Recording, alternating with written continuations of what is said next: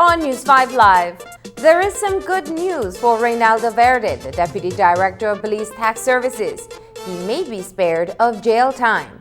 Shooting victim Brindle Munnings succumbs more than 6 weeks after he was shot. There is a hitch in the trial of Danny Mason and his associates for the murder of Pastor Llewellyn Lucas. Also in Belmopan, the Public Service Union acknowledges the legal purchase of the Hilltop property, but its president explains why they won't vacate the premises. Officials from CARICOM meet in Belize to discuss the business of cannabis and hemp production in the Caribbean. And the National Council on Aging wants you to put older persons and other vulnerable groups front of the line. We'll tell you why they want the public to embrace this campaign. Details of these stories and more coming up in tonight's newscast.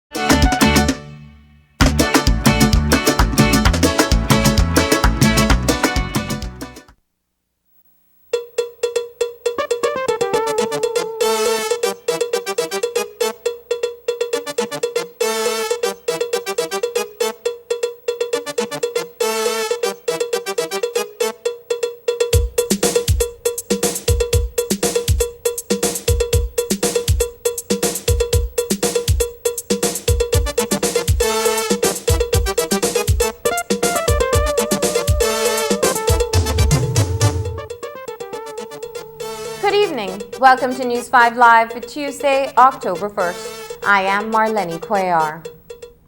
The fate of Reynaldo Verde will be determined on Wednesday. The Deputy Director of the Belize Tax Service remains behind bars in the U.S. on charges of interference with commerce by means of extortion and attempted extortion. There is now a possibility that he might not face jail time. Court documents show that attorney Karen Rockland, who was appointed by the U.S. government, has recommended pretrial diversion, PTD. The recommendation was made to Magistrate Judge Jonathan Goodman after a court-appointed attorney was absent during the prior court session. PTD is an alternative to prosecution which seeks to divert certain offenders from traditional criminal justice processing into a program of supervision and services administered by the U.S. Probation Service. The decision where this recommendation will be accepted will be handed down on Wednesday morning. Verde is accused of extortion and attempting to extort the principal of Orchid Bay Development, Chris Williams. The murder trial of William Danny Mason and 4 other accused men continue today, and they faced a hitch in the Belmopan Supreme Court. That is because the court has been unable to get a statement from one of the last witnesses for the defense. The witness, Tim Reed, was employed by the U.S. Embassy at the time of the murder, but has since moved from Belize, and getting his statement has taken time. Mason and the accused men in the beheading of Pastor Llewellyn Lucas in 2016 were escorted to the Court of Justice Antoinette Moore this morning in handcuffs. The DPP's office considers that the murder was a joint enterprise between the accused men and is seeking the court to make a determination on this ground. Here is Dalila Ikal with that report. Danny Mason and his associates Terence Fernandez, Kieran Fernandez, Ernest Castillo, and Ashton Venegas were back in the Belmopan Supreme Court this morning. The men stand accused of the beheading of Dangriga pastor Llewellyn Lucas in July of 2016. But as their trial nears closure, it faces a hitch as the defense is still unable to obtain a statement from its last witness, Tim Reed, an employee of the U.S. Embassy who is not in the country. A little over 2 weeks ago, the trial was adjourned, and Justice Antoinette Moore and the court have been assisting the defense to obtain this statement. I don't think the court has a difficulty, because the court is resolving it by deciding whether it's going to grant the time or not, using its discretion.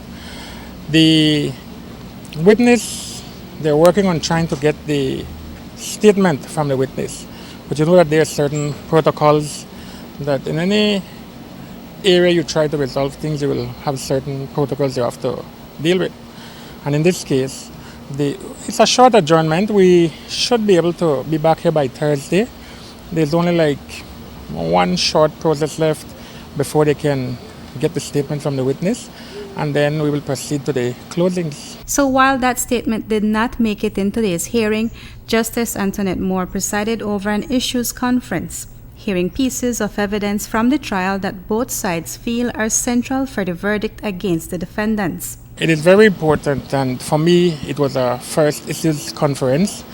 We are given the opportunity, along with our clients, to decide what issues we would like to have the court direct its mind to when considering the evidence that has been brought or put before it.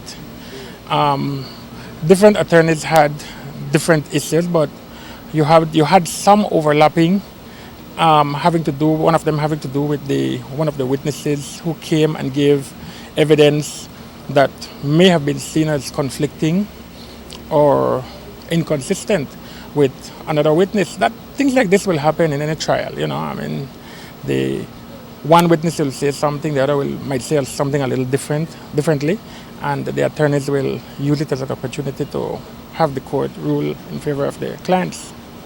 Okay. Sir, now in a jury trial, an issues conference, the issues are presented to the jury. In this case, now we have a judge trial, right? A judge-only trial.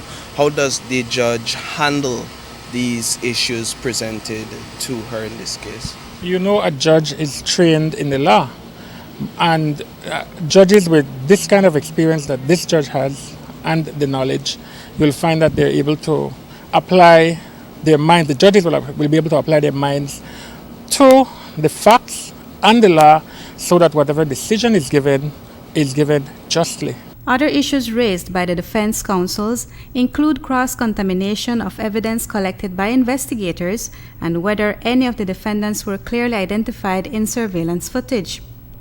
They also asked the court to consider whether or not the prosecution successfully proved that some of the defendants are guilty by a joint enterprise, meaning that the 4 co-accused knowingly assisted in the murder of Pastor Lucas.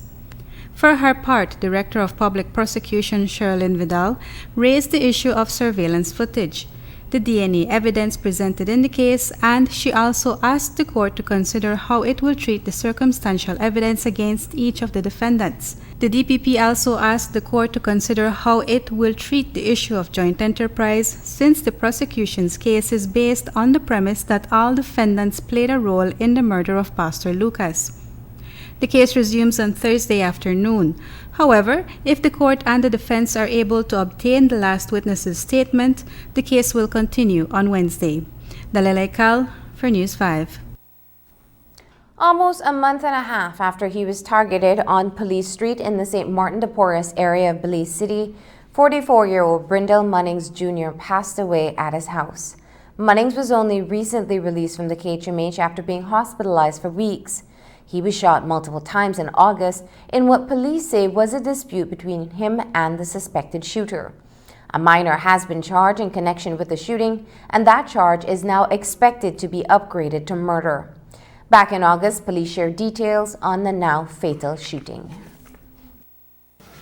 There is an alley that leads from there to Police Street, and this was at about just before 11 o'clock. He was riding his bicycle when he was approached by a male person who fired shot at him, causing injuries to his body.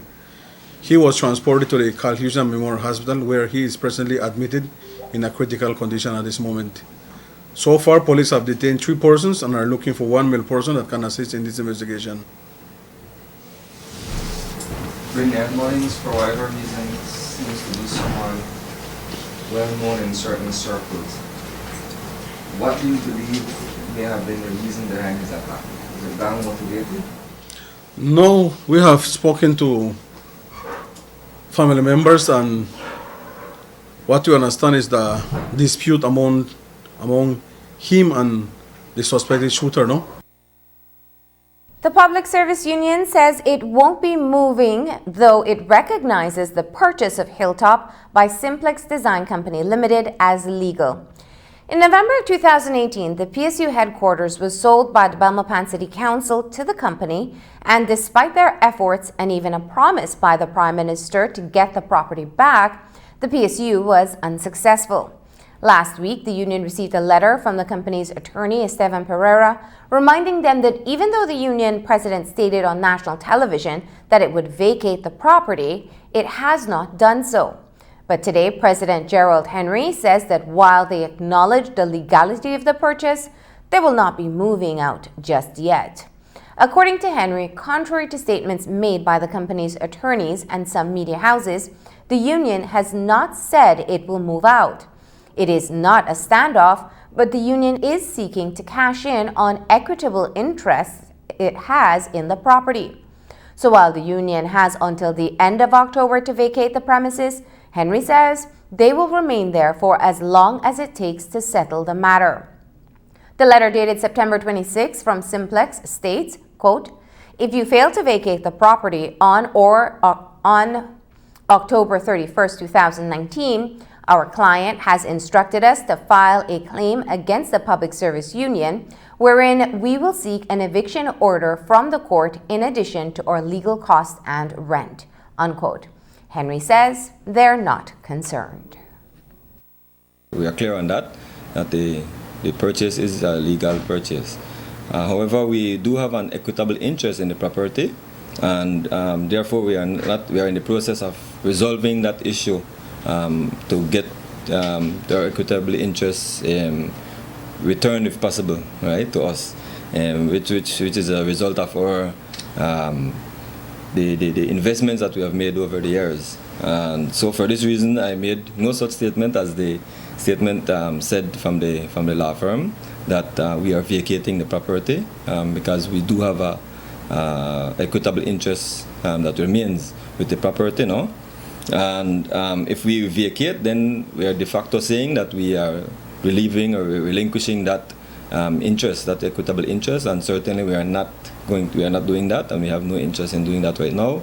The mandate from the members was that we pursue that equitable interest that we have in the property. This is actually in the hands of our legal representatives, so I don't want to say much more about it in terms of that now. Is there any cost, can you say?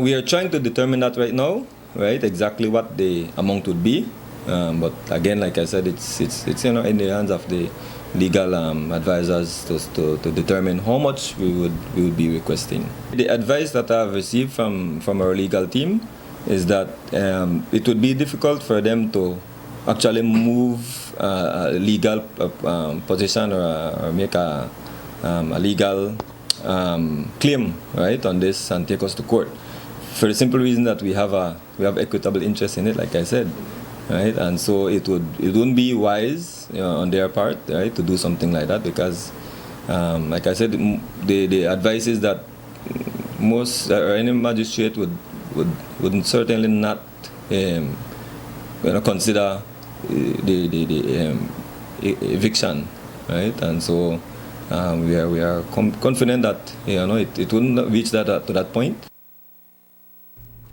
Today, the CEO in the Ministry of Human Development, Judith Alpuche, acknowledged the need for more collaborative work with the police when it comes to detaining minors.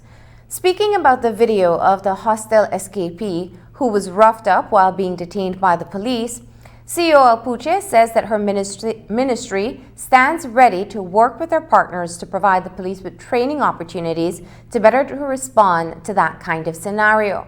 Alpuche described the matter as being complex.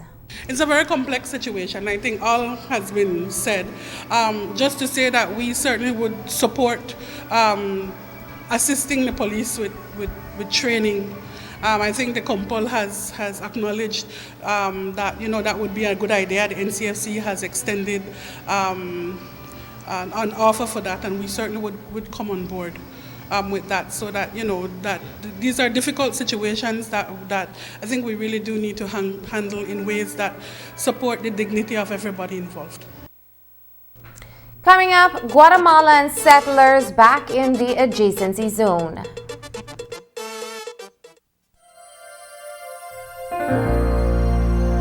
Hello, friends. This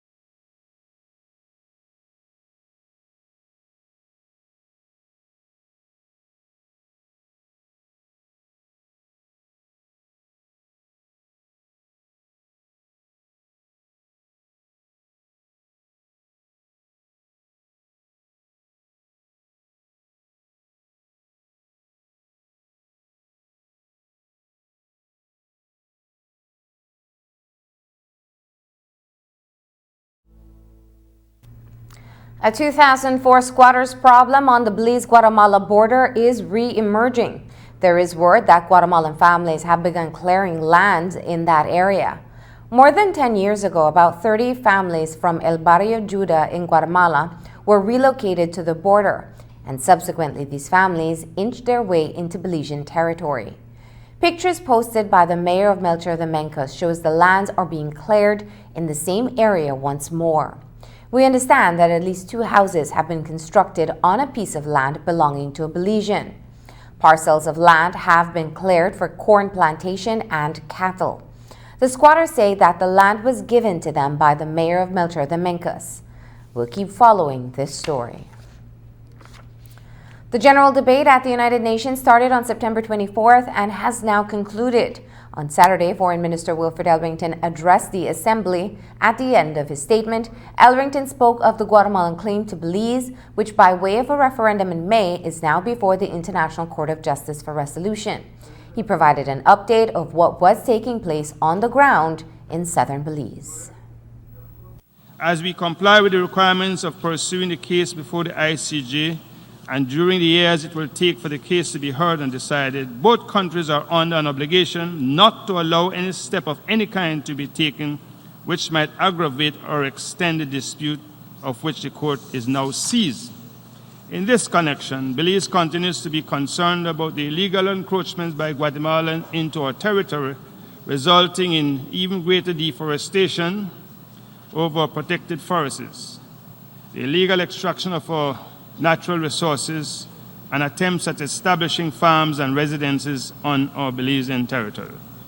Belize is also concerned over activities by the Guatemalan armed forces in the Sarstún River, our southern boundary, which pose a threat to the peace and security of that border area. Belize is strenuously seeking to establish a modus vivendi with Guatemala for the peaceful shared use and enjoyment of the Sarstún. We take this opportunity to acknowledge with gratitude the work of the OAS in facilitating the ongoing efforts of Belize and Guatemala to implement the confidence-building measures, and we urge the international community to continue to support these and other similar measures. Finally, Mr. President, Belize and Guatemala are forever neighbors, and we in Belize certainly have the most fervent wish to live side by side with the government and people of Guatemala in peace, harmony, and close cooperation. It is the same aspiration we have for peoples far beyond our borders. Belize remains determined to defend and to uphold the purposes and principles set out in the Charter, not only in words we speak, but most importantly in our actions. Elrington also touched on a number of issues, giving government's usual support to Taiwan and Palestine. In respect to friends in the region, he called for an end to the protracted embargo against Cuba and for a speedy resolution to the situation in Venezuela. A lot of his time was devoted to the issue of climate change, which Elrington recognized as one of 3 major global threats. On this matter, he referred to Hurricane Dorian's devastation on the Bahamas, recalling the destruction caused by Hurricane Hattie to Belize, and noting that, quote, Category 5 storms, once an anomaly, are the new norm, unquote. Climate change, he said, has closed the window of opportunity for small island developing states to achieve their sustainable development objectives. Between 2016 and 2017, the Senate Special Select Committee met for more than 40 sessions over the course of 13 months to carry out its investigation into the Auditor General's Special Audit Report of the Immigration and Nationality Department from 2011 to 2013. Over the lengthy inquiry, key witnesses, including ministers, CEO, and other government officials, were drilled. Numerous discrepancies and what many would describe as corrupt practices within the department came to light. The work of compiling the findings of the committee began, but it has been nearly 2 years since the inquiry concluded, and a report has yet to be produced by the chair of the inquiry, Senator Aldo Salazar. Area Representative for Cayo South, Julius Espat, says that the government is ignoring its responsibility. I think the president has other international concerns that he's probably dealing with, but it's a joke. It's very similar to the PAC. It's a joke. Government does not want to do what is their responsibility to do, which is just being fair with the information, and they're not doing that. And they're making a mockery of democracy. They're making a mockery of the Belizean people, and they're making a mockery of our country in the eyes of the international players. And as I said before, it's a joke, and we need to deal with it. And we have to deal with it, because the Prime Minister will go in the House and express to you all, or to us all, as to why it is right, and everybody is looking at him and shaking their head and know that he's going off on a tangent that nobody believes, and we continue listening to it, and he starts believing himself. He looks at the mirror, and I believe he really and truly believes the lies that he says. But I think the Belizean people are fed up with it. Julius Espat is also the chair of the Public Accounts Committee, PAC. The PAC is tasked at looking at government spending and holding public officers and politicians responsible. According to Espat, despite many efforts, the PAC remains non-functional.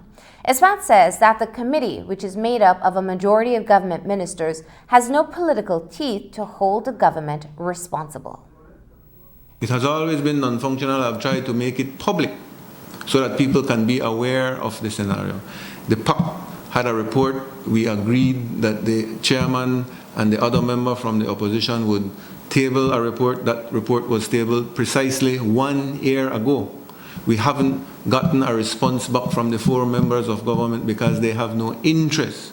And the worst part of it is that 2 of them are vying for leadership of their party, so they should be ashamed of themselves. But the Public Accounts Committee is the only committee under law in the legislature that can deal with checks and balances. And if we don't take it seriously and we don't deal with that committee, then there is no hope in the whole part of having transparency and accountability in how your money and the people's money is spent. The Cotton Tree Village Council took the government of Belize to court almost 4 years ago. The case revolves around 254 parcels of lots that had been secured by UDP Minister Anthony Martinez and given to Port Loyola constituents.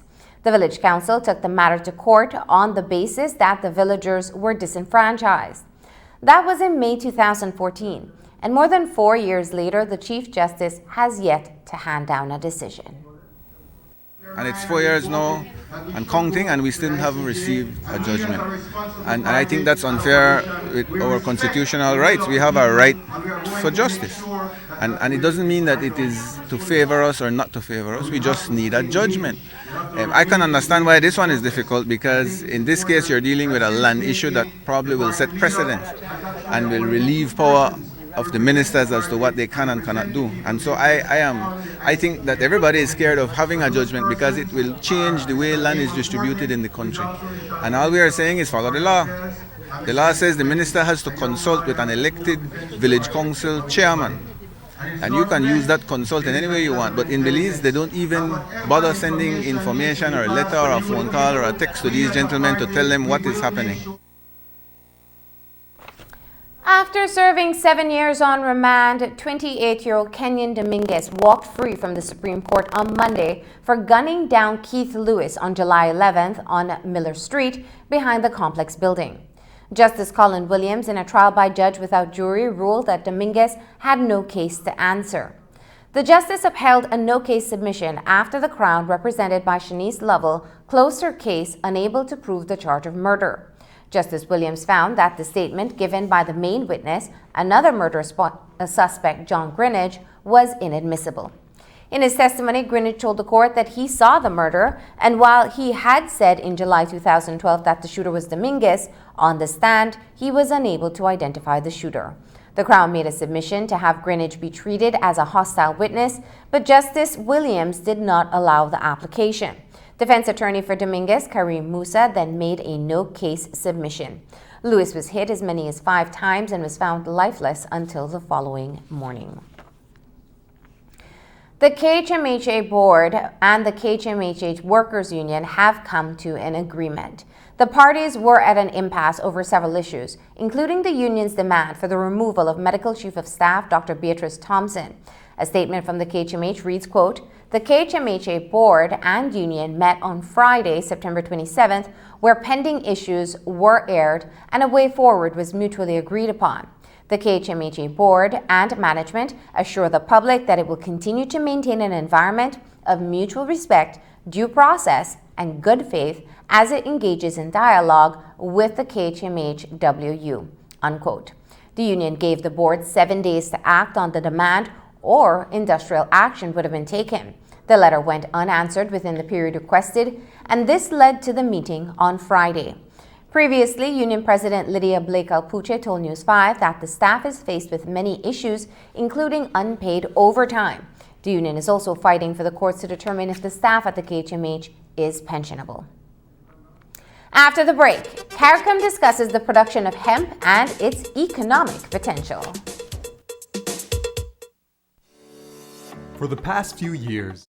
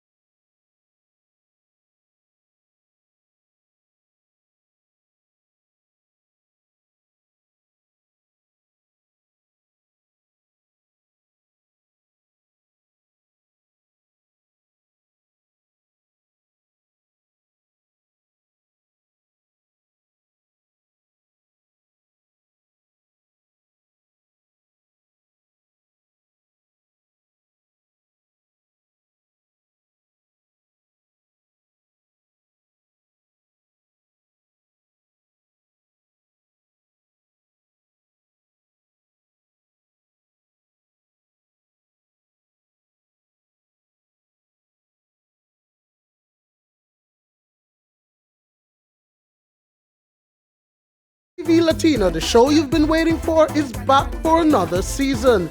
Don't miss the audition show on Monday, September 30th at 8:30 p.m. with a repeat on Tuesday, October 1st, also at 8:30. Then join us at the Bliss Center for the Performing Arts for the first live show on Tuesday, October 8th at 8:30 p.m. Come see this year's new KTV Latino contestants as they compete for the championship title and the grand prize. There will be fabulous door prizes and great entertainment. KTV Latino Season 4. It's hot, it's live, and it's only on 5.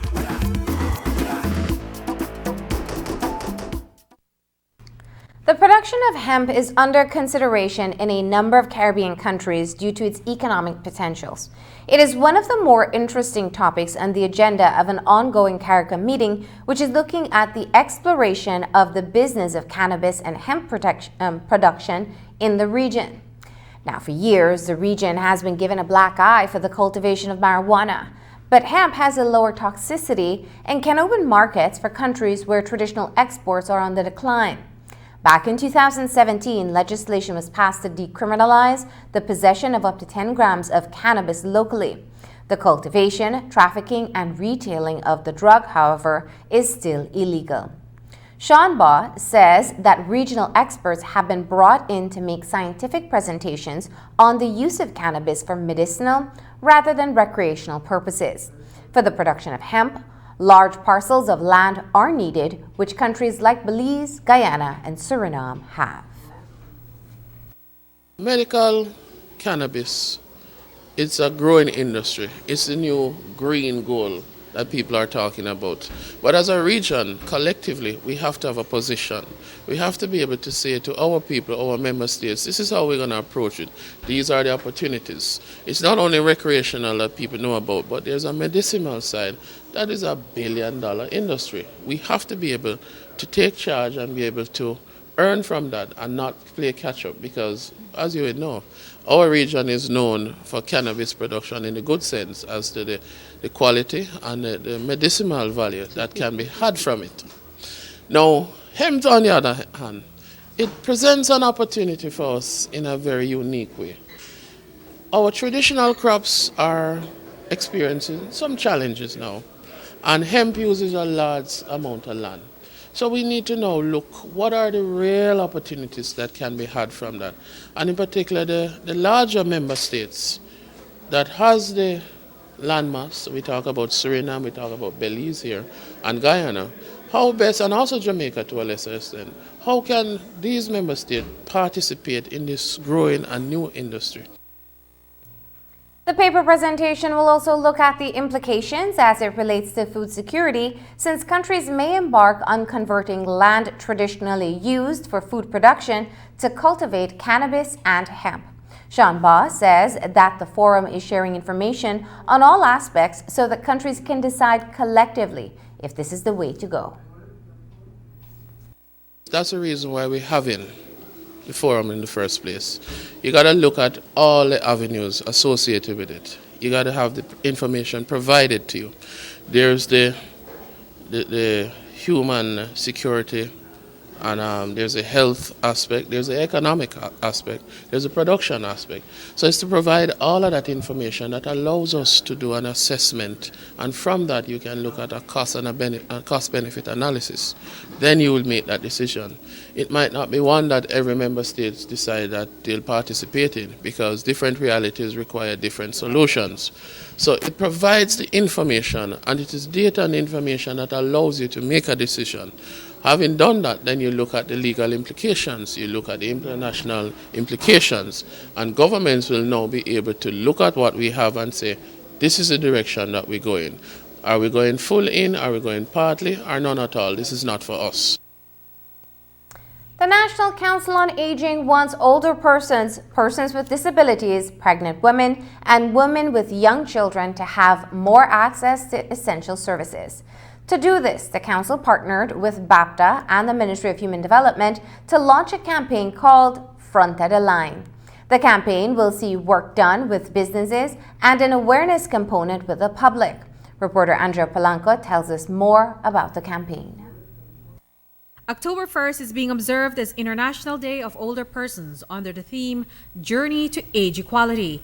And so starting today, the National Council on Aging wants you to put older persons and other vulnerable groups front of the line. Front of the line seeks to put a priority service, a visible priority service line in all essential providers across the country for older persons, persons with disabilities, pregnant mothers, and parents with small children in tow. So those are children between the ages of 0 and 2.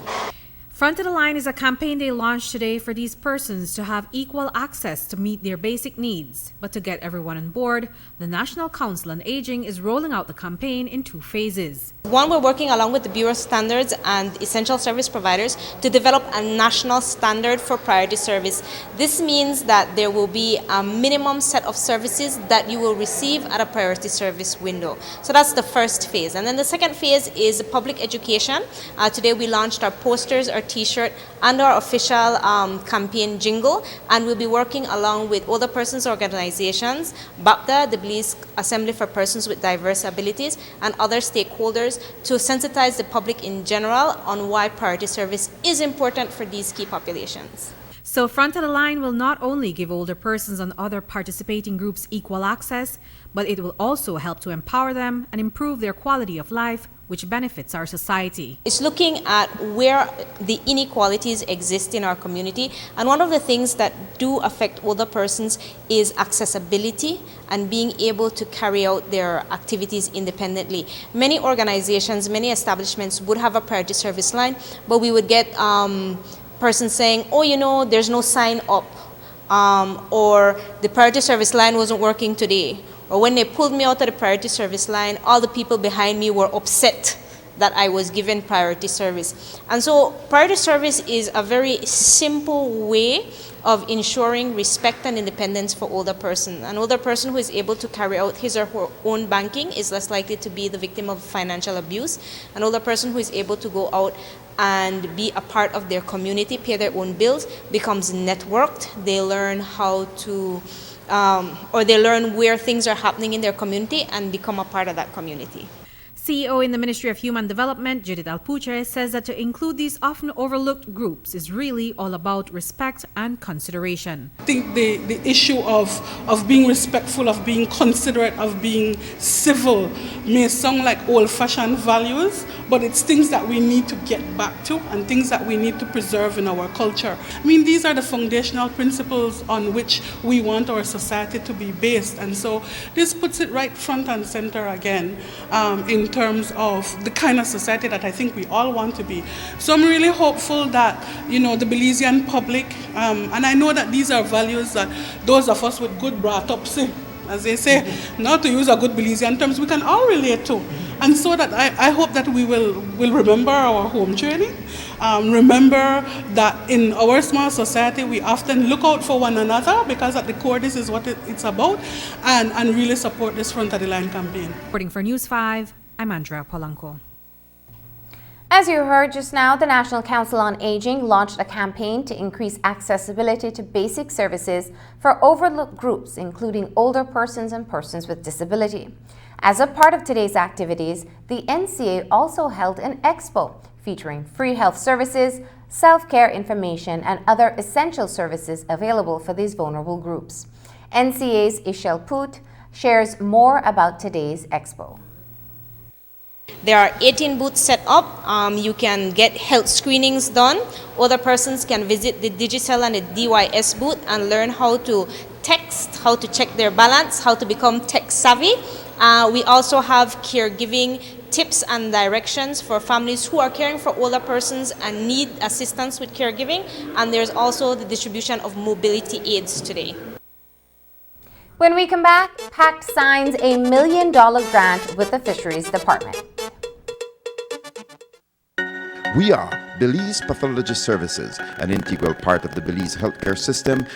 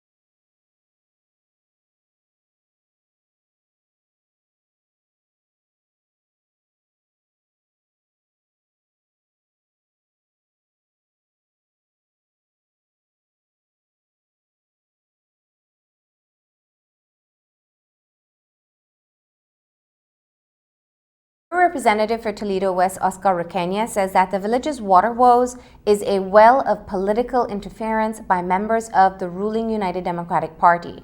Requena says that the village's water board has not been functioning properly and is demanding that central government permanently address the problem.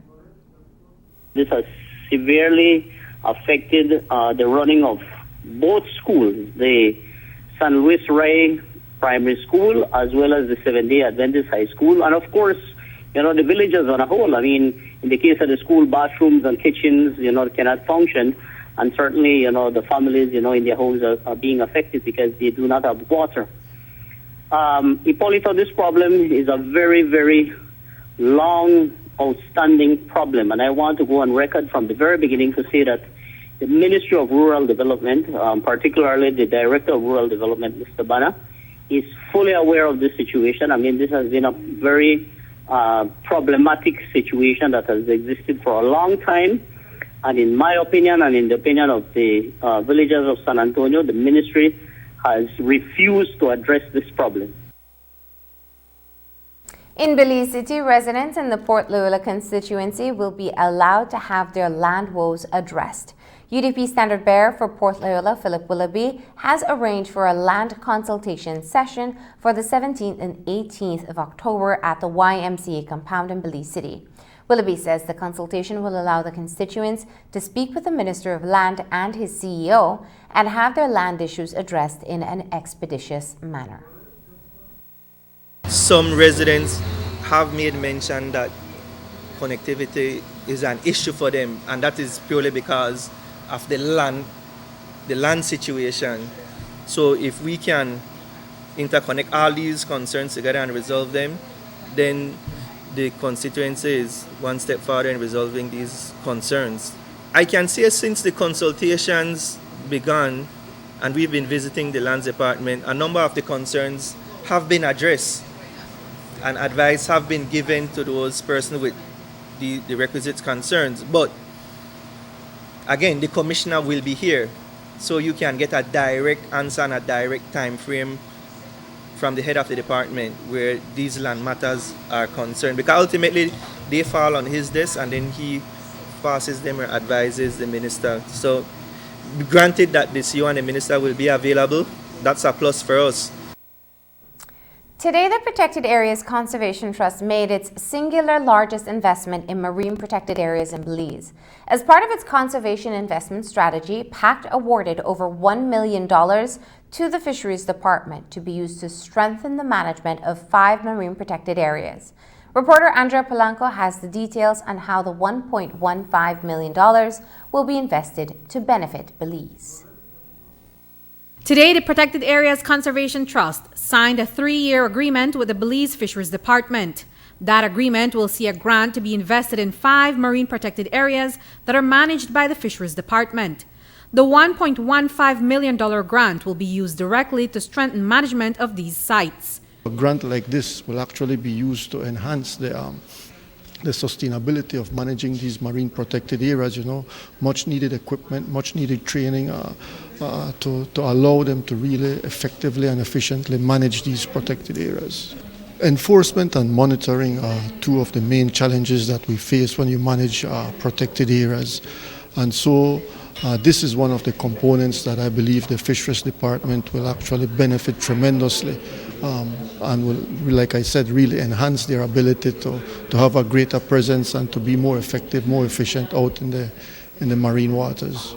The 5 sites that will benefit from the grant are Bacalar Chico Marine Reserve, Key Cocker Marine Reserve, Southwater Key Marine Reserve, Glover's Reef Marine Reserve, and the Sapodilla Keys Marine Reserve. Fisheries Administrator Beverly Wade says that the grant will be used for infrastructural works, equipment needs, as well as staff trainings to better manage these sites. This project will be looking at from larger investments to repairing our ranger station out at Glover's Reef to now looking at the replacement of engines, which are an everyday cost of management, to looking at boats, looking at replacement of pairs. I mean, these things are capital investments that take a long time for us to to replace and to have them back properly running, to now looking at technological equipment that should make the work easier for the staff, from computer equipment to monitoring equipment. So it's that kind of investment. So it's really targeted. It's targeted to look at where we currently have these gaps, where are the areas that we need to improve to have the kind of presence that we need out there. Executive Director of PACT, Nayari Diaz-Perez, outlines the impact of this financial investment. The expected impact from this investment is that over the 3-year period, we're going to maximize the conservation return on that investment. This is something that is going to benefit not only the tourism industry, the fisheries industry, and all other sectors, but really it's going to contribute significantly to the economic activity generated from those industries. And as you may know, those industries support a significant amount of livelihoods for the Belizean citizenry. So all in all, this is really an investment in the long-term effort for national development of the country. Reporting for News 5, I'm Andrea Polanco. As you heard, a week of working sessions, including ministerial discussions and stakeholder engagement in respect of agriculture in the region, is taking place in Belize at the Biltmore Plaza. Organized by the CARICOM Secretariat, a total of 7 meetings are ongoing on a variety of issues relating to the Regional Agricultural Planners Forum, the Fisheries Ministers' Council meeting, and the Council for Economic Trade and Development. The ambitious agenda also includes a meeting of sugar stakeholders, as well as a second high-level meeting between the Ministers of Fisheries from CARICOM and Central America. Program Manager for Agriculture and Industry Development at the CARICOM Secretariat, Sean Baugh, says they are shifting the regional focus from regulation to business. Each, though different, are connected. For example, the Planners Forum will be going on, that is going on from yesterday into today.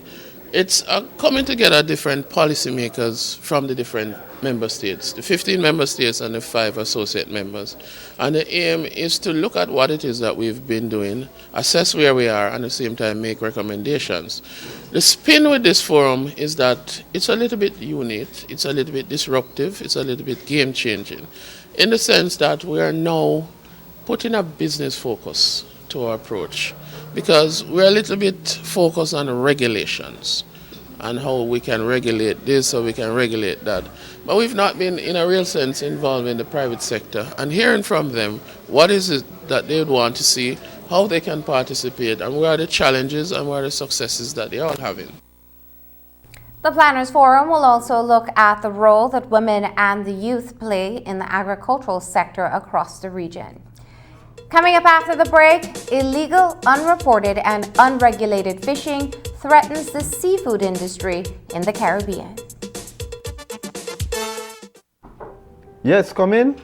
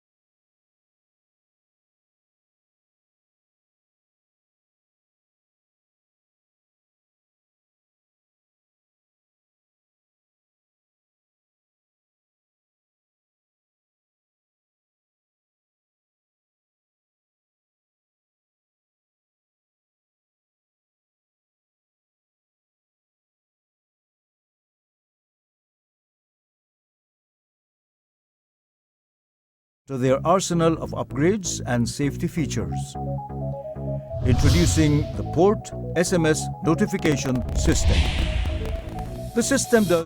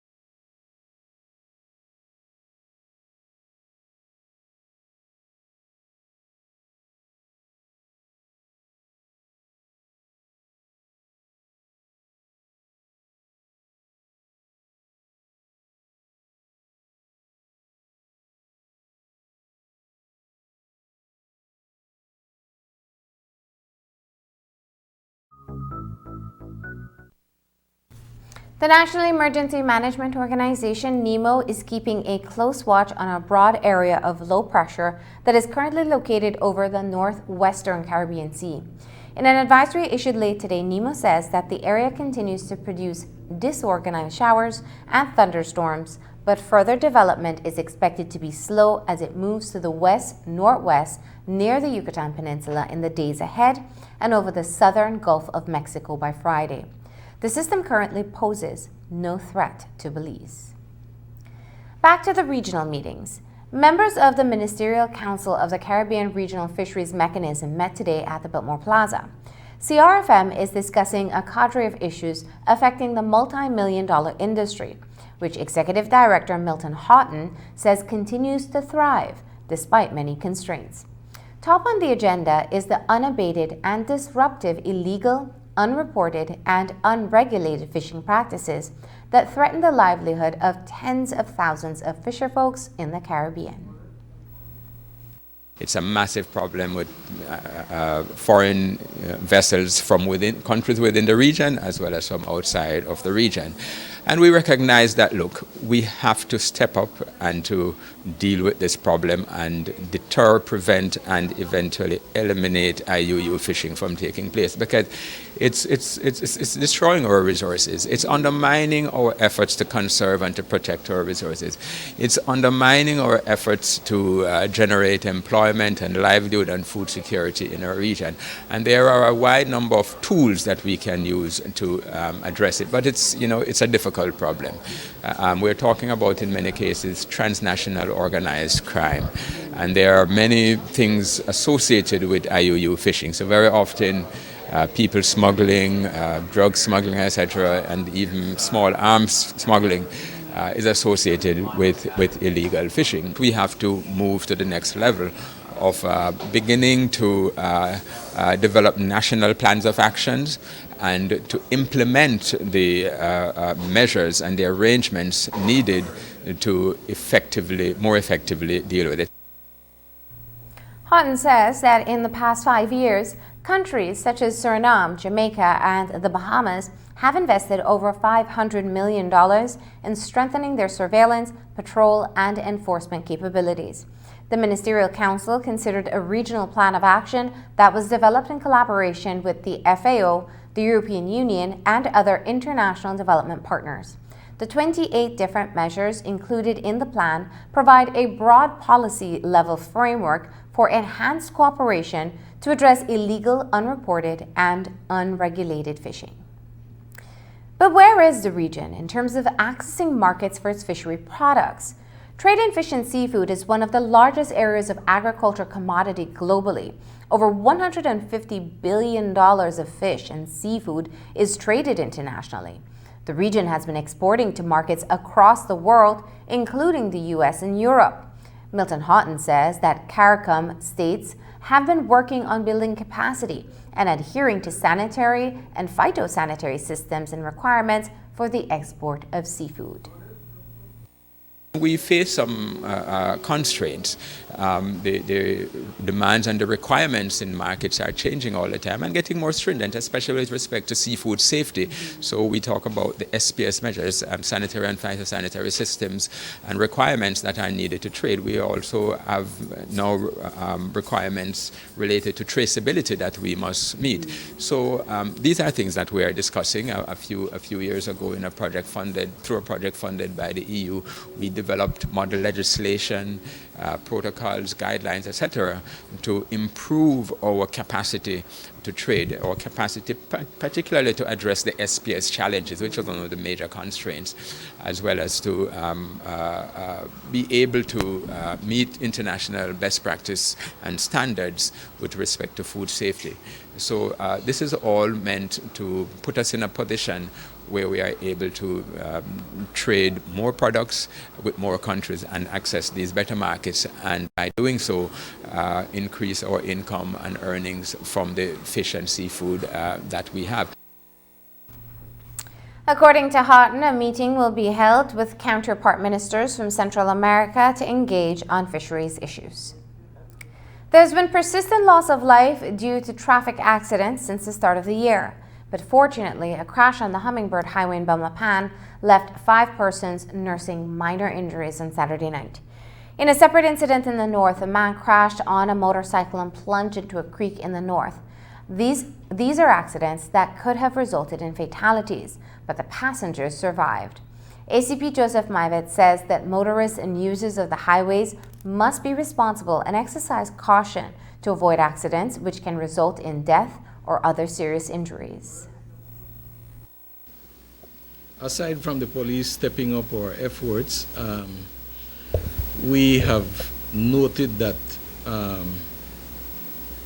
2 of those main causes, one seemingly is speeding, whilst the other is somewhat seem to be alcohol related, and there's a third one which is persons riding motorbikes not properly equipped in that they are not using protective gears. So those are some of the issues that we are looking at in relation to these traffic accidents.